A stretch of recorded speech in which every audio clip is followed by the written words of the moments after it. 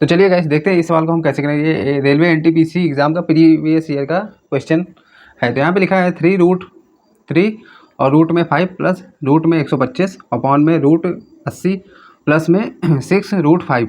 तो इसको बताना है कि ये कौन सा ऑप्शन इसका सही है। तो इसको हम सबसे पहले सॉल्व करेंगे।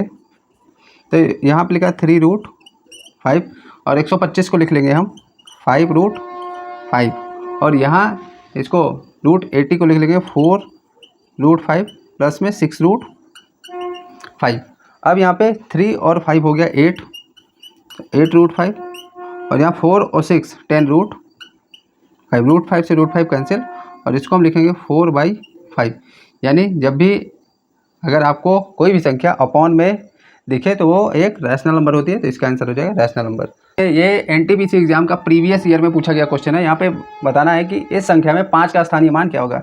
यानी इस नंबर में 5 की प्लेस वैल्यू पूछा है। तो हम देखेंगे सबसे पहले 5 का पूछा है तो हम लिख लेंगे 5 और 5 के बाद कितनी संख्या 1 2 3 4 5 6 7।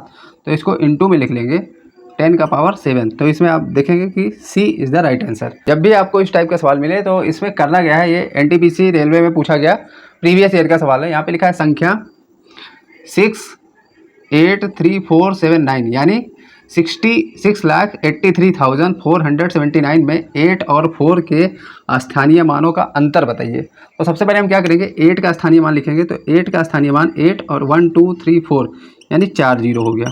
उसके बाद 4 का स्थानीय मान क्या होगा 4 और 4 के बाद 2 संख्या तो 2 जीरो। अब इसका अंतर यानी डिफरेंस तो माइनस करेंगे तो 0 0 और 10 में से 4 गया 6 और यहाँ बचा 9 7 यानी 7 9 यानी 79,600। तो यहाँ पे हमारा ये सी आंसर इसका राइट आंसर हो जाएगा। लिखा है यदि पी क्यू एक 2 अंकों वाली संख्या है तो P Q minus Q P किसी से पूर्णतः विभाजित होगी। यहाँ जो ऑप्शन दिया है इससे कौन सी संख्या से पूरा विभाजित हो जाएगी। तो सबसे पहले इसको हम 2 तरीके से कर सकते हैं। हम मान लेंगे कि 2 अंकों की संख्या 12 है। अब अगर 2 अंकों की संख्या 12 है तो यहाँ 12 हो गया और यहाँ पे QP लिखा है यानी इसको हम पलट देंगे तो ये हो जाएगा माइनस का 21। अब 21 में से 12 अगर हम माइनस करेंगे तो कितना आएगा 9 आएगा। यानी 9 किससे पूर्णतः विभाजित होगी तो 9 से।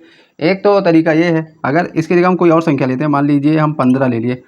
अगर 2 अंकों की संख्या 15 है और 15 को हम माइनस 51 तो 51 में से अगर हम 15 माइनस करेंगे तो यहाँ पे 11 में से 5 गया 6 और 4 में से गया 3 यानी 36। तो ये दोनों संख्याएं 9 से ही डिवाइड होंगी। तो जब भी इस टाइप का क्वेश्चन अगर आए तो वो हमेशा रिवर्स संख्या 9 से ही डिवाइड होगी। एक तो तरीका ये है और दूसरा तरीका ये है सॉल्व करने का कि हम 2 अंकों की संख्या है तो ये P है, ये 10th डिजिट है तो 10P और ये 1st डिजिट है तो Q प्लस में ये हो गई एक संख्या माइनस Q, यहाँ 10th डिजिट है तो 10Q और ये 1st डिजिट पे P है तो प्लस में P हो गया। अब इसको हम सॉल्व करेंगे तो यहाँ 10P और माइनस का P तो हो जाएगा 9P और यहाँ Q में से 10Q में से एक Q जाएगा तो यहाँ भी हो जाएगा 9 का Q। अब दोनों में 9 कॉमन है तो 9 कॉमन करके P माइनस Q तो ये भी किससे डिवाइड हो जाएगा 9 से डिवाइड हो जाएगा। तो इस टाइप से भी हम कर सकते हैं। तो इसका आंसर 9 करेक्ट आंसर है। क्वेश्चन है 3 power 61 plus 3 power 62 plus 3 power 63 and plus में 3 पावर 64 को पूर्ण रूप से विभाजित करेगी। यानी इसमें से कौन सी संख्या जो पूरा उसको विभाजित करेगी। तो इसको करने का सबसे आसान तरीका है, हम क्या करेंगे इसमें हम सबसे मिनिमम संख्या को कॉमन करेंगे। यानी 3 पावर 61 सब में है तो 3 पावर 61 को हम कॉमन कर लेंगे। तो 3 पावर 61 कॉमन किए तो यहाँ पे बचा 1, यहाँ पे 3 पावर 61 कॉमन हुआ तो यहाँ बचा केवल 3 और यहाँ पे 3 पावर 2 और यहाँ पे बचा 3 पावर 3।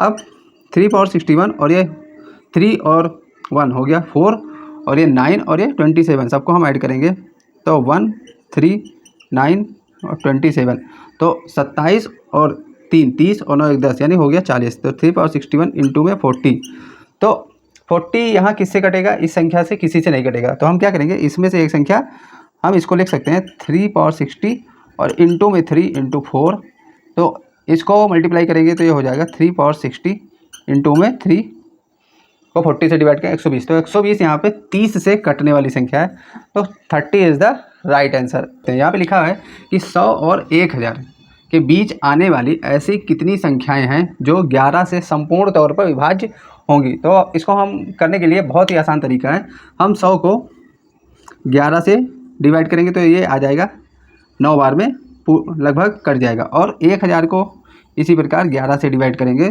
तो ये हमारा 90 बार में कटेगा। अब 90 माइनस 9 हो जाएगा, 90 माइनस 9 हो जाएगा 81। तो 81 इज़ द राइट आंसर। इस आपको इस सवाल का आंसर कमेंट में बताना है कि इसका आंसर क्या आएगा। इसको भी हम इसी तरीके से लगा के इसका आंसर आपको कमेंट में बताना है। देखते हैं कितने लोग इसका सही आंसर देते हैं। इस टाइप का सवाल एग्जाम में बहुत बार पूछा है और हर एग्जाम में पूछता है। यहाँ पे लिखा है एक्स वह न्यूनतम मान, एक्स का वह न्यूनतम मान ज्ञात कीजिए जिसके लिए संख्या 2346 एक्स 45 यानी कहें तो 23,46,000 और यहाँ पे एक्स का मान क्या होगा जो 9 से पूर्णतः विभाज्य हो, यानी ये संख्या पे x की कौन सी वैल्यू रख दें जो 9 से पूर्णतः विभाज्य हो।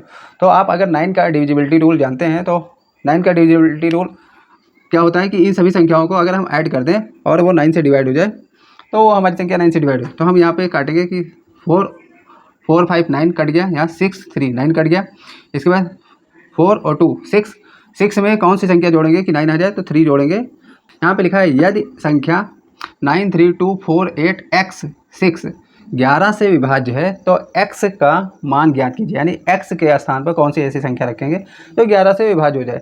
तो हम 11 का डिविजिबिलिटी रूल यहाँ पे लगाएंगे। 11 का डिविजिबिलिटी रूल होता क्या है कि ऑड और इवन नंबर को सम करके हम माइनस कर देंगे। तो 9 और 2 हो गया 11, 11 और 8, 11 और 8 हो गया हमारा 19, 19 और 6 हो गया 25, माइनस 3 और 4 7 और 7 x यानी x प्लस 7।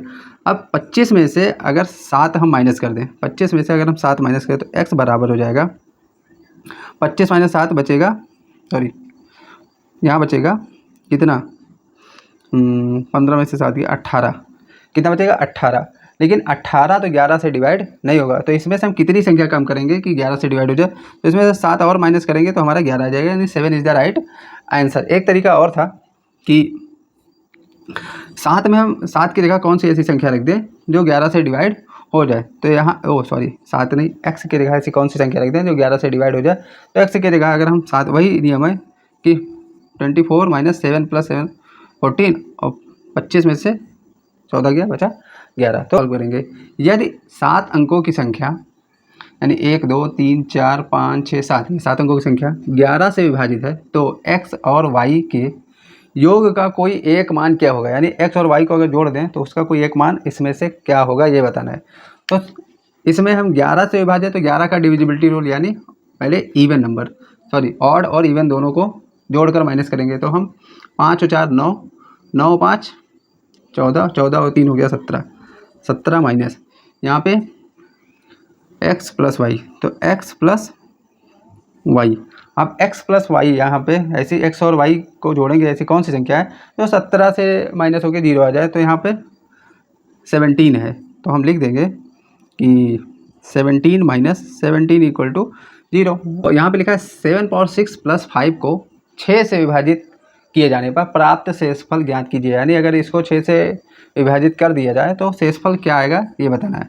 तो इसको लगाने के लिए इसमें हम कोई ट्रिक नहीं लगाएंगे, सबसे आसान है कि इसको हम 6 से डिवाइड करेंगे। तो 6 से डिवाइड करेंगे तो 6 से ये 7 6 बार में कट जाएगा, यहाँ बचेगा 1 की पावर 6 यहाँ बचे इक्वल टू है और प्लस में 5/6। अब यहाँ पे 1 की पावर 6 का मान तो एक ही होता है, तो 1 + 5/6 यानी 6/6 की वैल्यू आएगी 1, यानी 1 इज़ द राइट आंसर।